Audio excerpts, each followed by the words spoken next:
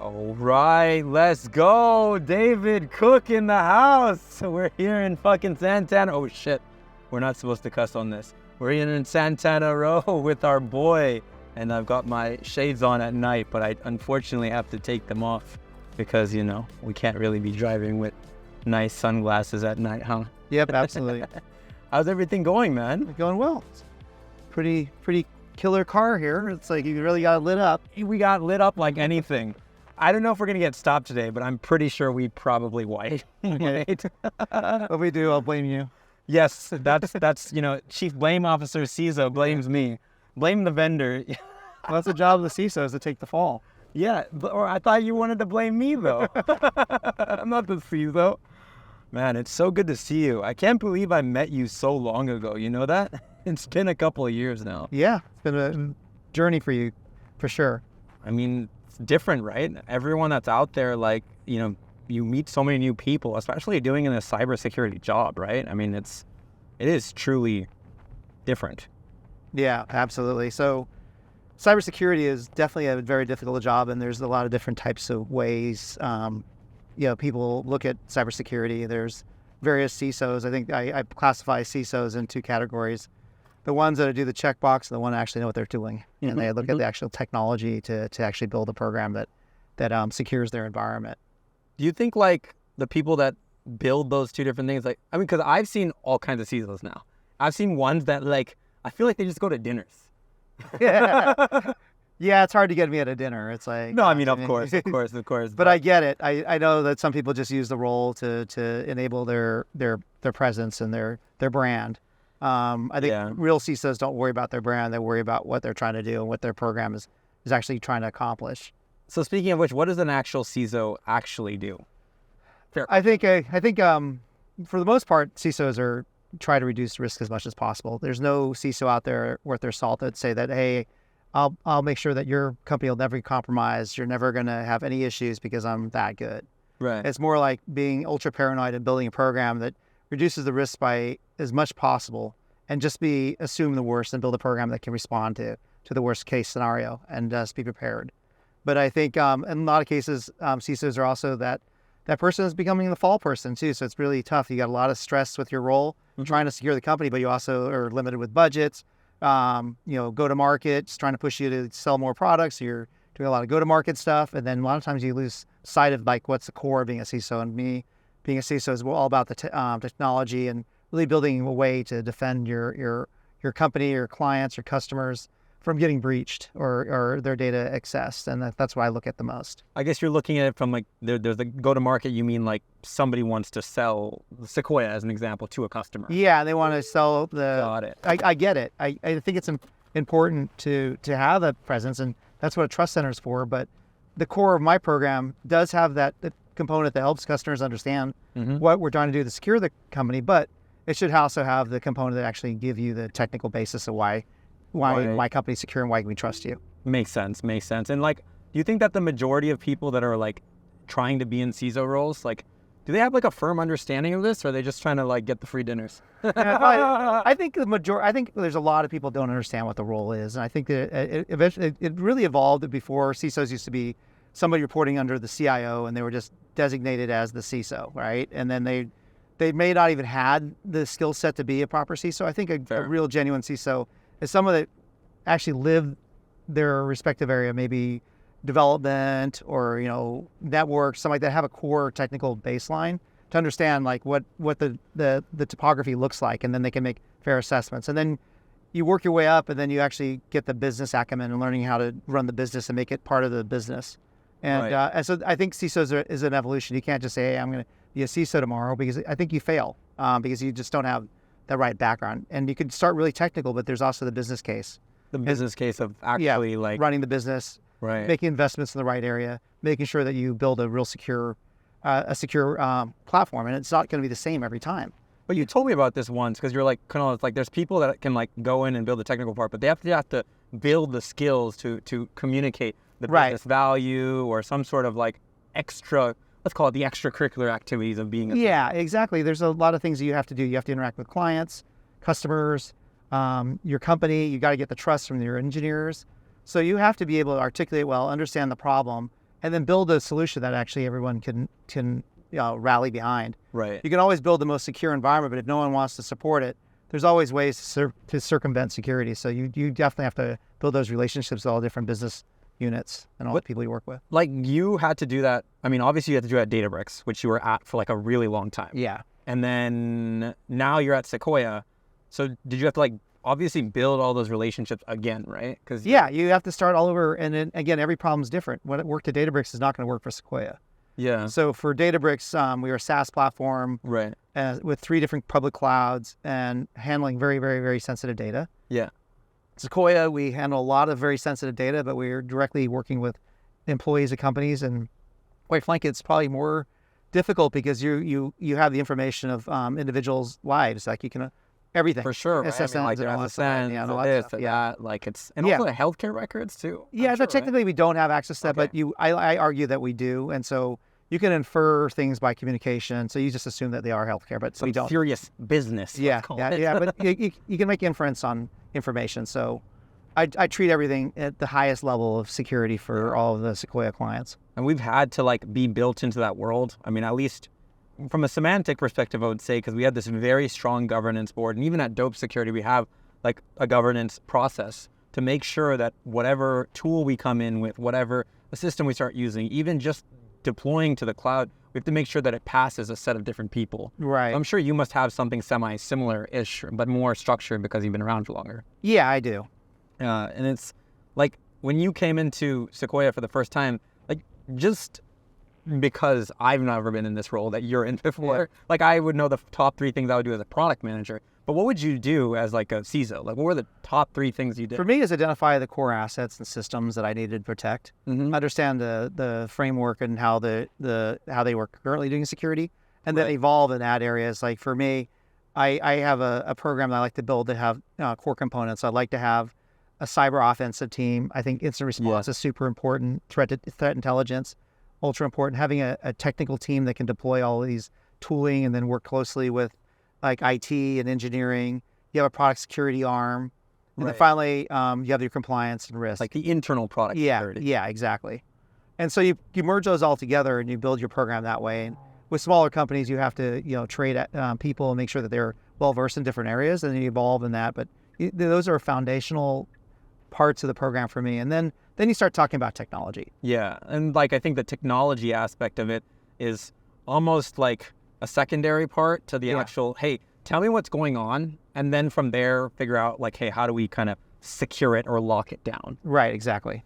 Yeah, but I think sometimes we vendors try to look at the other way. Yeah, well, you have a lot of vendors trying to sell your product, and then it has to fit in my portfolio. If it doesn't, then it doesn't make sense. I have a mindset of how I want my portfolio to run. I want signals, I want certain intelligence, and not every product will fit that bill. Right.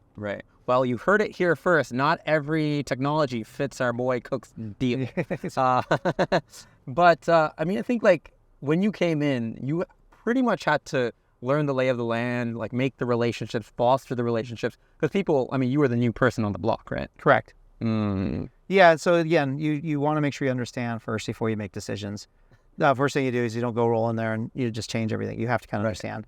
And quite frankly, we haven't changed a lot. We just added and augmented our program and just put areas that I thought were important. And I, obviously I've done all the risk analysis and look at the tech we use, and we look at different things and add where we think it add value. I'm not about buying everything on the market. Yeah, because again, you have to maintain it. You have to make sure it fits in your portfolio. There could be collisions in what you're trying to do, so you want to be very mindful of what you choose. Yeah, I mean, like if you choose the wrong thing, then it may not work. And I mean, I had my last guest over here actually had to lose a bunch of money because the product didn't work in his environment. It didn't work and didn't work properly. Yeah, we don't have all the money in the world, of course, and so you have to be very selective in what you choose to put in your environment. And the last thing you want is for something not to work. But I must ask you, maybe it's a silly question, but like, what's the most annoying part of your job? And please don't tell me nothing, because I'm sure there must be something that's annoying. I think that's a really good question. I'd have to. Or maybe say what I think I don't like going over the fundamentals all the time, like how to protect against phishing campaigns and all those things, because at this point it should be just table set. People should understand that you should not click on links, you shouldn't trust anybody, and you still have to get that message. And then we do phishing campaigns, and Of course, and have people still problems. fail them, even if you do all this training. So it is kind of annoying. But again, you gotta keep on doing this to keep on educating. And so you do find that one person that makes that simple mistake, but again, the next time they won't. So you have to be mindful that that's the way it's going to be. I think like for me, one of the biggest things that I've found semi annoying, let's just say, is like there's a part that is so much fun and so much there, but when you get your hands have to go like all the way, and there's some tasks, right, in the founder circle, like, hey, the finance part or this part or that part, but I think there's also like a bit of you have to do that, like you said, right? You have to do those things. Yeah. I guess you're right. So handling all the budgets and all that stuff like that's not my favorite thing to do, but it's part of the job. But that, quite frankly, you have a fixed amount of money that you have budgeted, and you have to make that money work to build the best program possible. And so, like, ultimately, those parts of the job, they actually make the whole thing whole, right? Because the bad parts actually make the good parts even better, right? But would you ever do anything else besides being a CISO?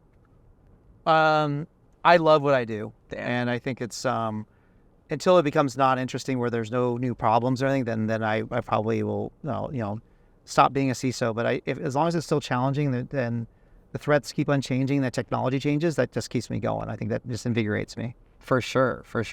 I think like for me, someone asked me this the other day, and they were like, "Hey, would you do you really like it? Did you just was it all the?"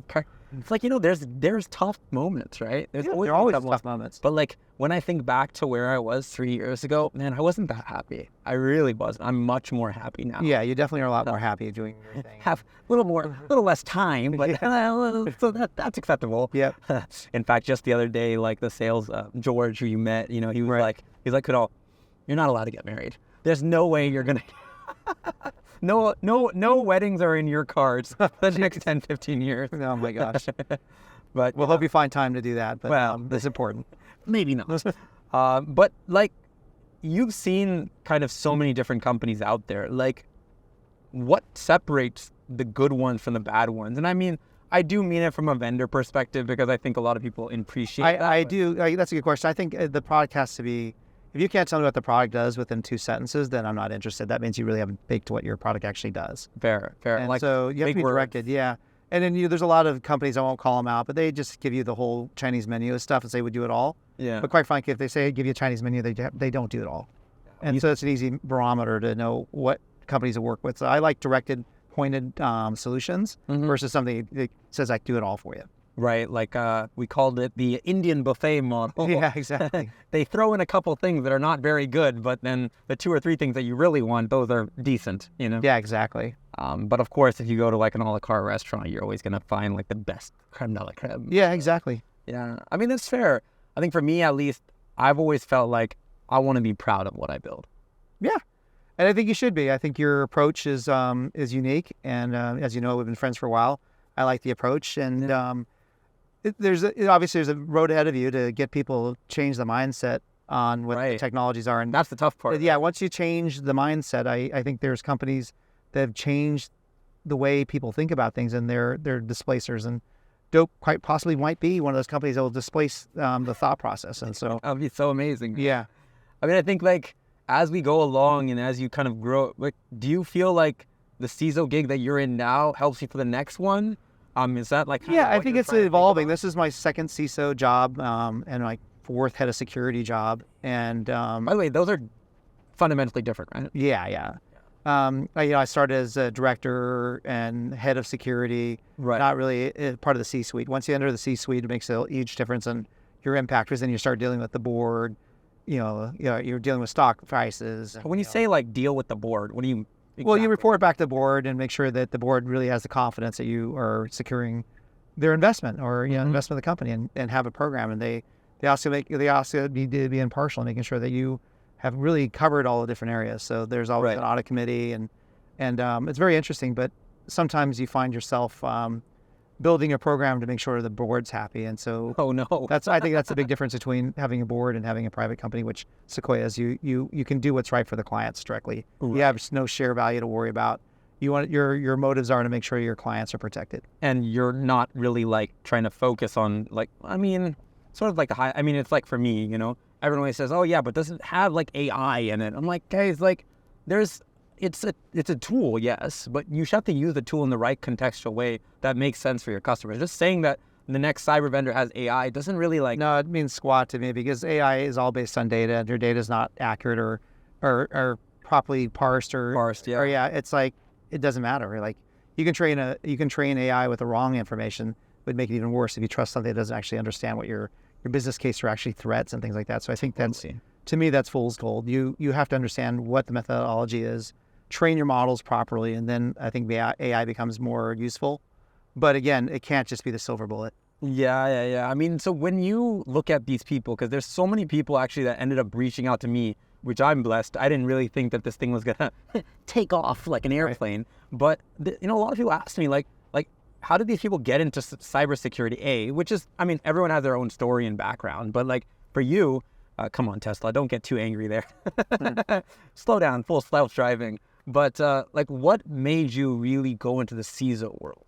I actually was a hacker when I was younger. Right. And then I evolved. I was a developer for a while. And then when I was at HP, I got offered an opportunity to create a security program for a product called OpenView.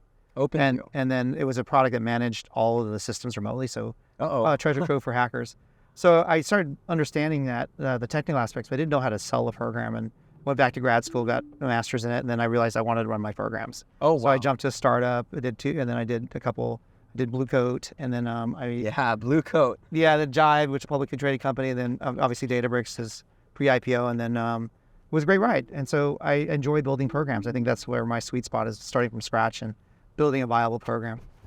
And something that should be understandable, something that should be approachable, but most importantly, it's something that can solve a problem, right? Absolutely. Yeah, so that's been a great journey, and I don't recommend being a CISO for everybody. It's definitely a change of mindset, and you can't assume that you can cover everything. If you do that, then you're going to go crazy.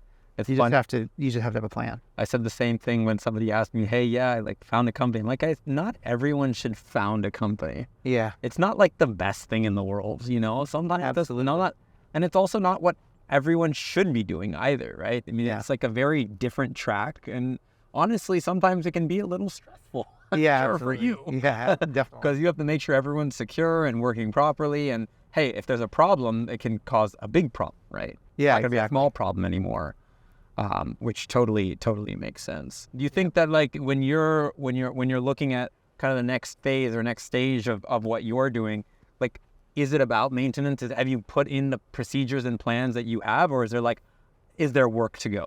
There's always work to go. I think I like always challenge a program to be better. Mm-hmm. So you study what's going on in the world, work with other CISOs, see what they're doing, and you just always want to make your program better. The time you sit down and relax and say, "I've got it," you don't. Right. As soon as you relax, it's over for you. You think there's always there's always more things? There's always something, and there's always changes, and you have to be on top of it. And I mean, like for me, I'm always inspired by people like you, man. You have taught me a lot too, to be honest, because there's so much room to learn, right? I mean, exactly. This is something. And maybe it's not that surprising, but like so many people out there, they think, oh yeah, you're working in cybersecurity, you must all work on the same thing. To be honest with you, like a lot of the products, I mean, I have the knowledge because I was the product manager for so many of these, but otherwise I would have no idea. Exactly. It's pretty awesome. This is an awesome field. Yeah, and it's like something as simple as going in and integrating like a single sign-on tool. Like there's an entire challenge towards that entirely, right? Yeah. Not so simple as people think. No, it's not simple. That's for sure. And so, I mean, I guess what I want to say is thank you, man. Yeah, it's been an interesting ride. Super helpful for me. And, I mean, I think the biggest thing, I guess my last question for you is like, dude, you've been so helpful. Like, why? Why have you been so helpful for me? I think, obviously, you and I have created a relationship and we like each other. But I do think there's a place in this environment where your product can be successful. Because people got to understand the problem you're trying to solve and how you can solve it a different way, and you don't have to do it with straight VPNs and all the old school ways. And I think people rerouting and backhauling traffic. Exactly. Yeah. So I think you could be a trendsetter, and which would be awesome. Yeah, that's what it is. Make it dope. I hope you like the jacket. Yeah, absolutely. Hope you enjoy it, man. You're the man. Yeah, absolutely. Again, yeah. Anytime. And we'll catch you next time. Yeah. See ya.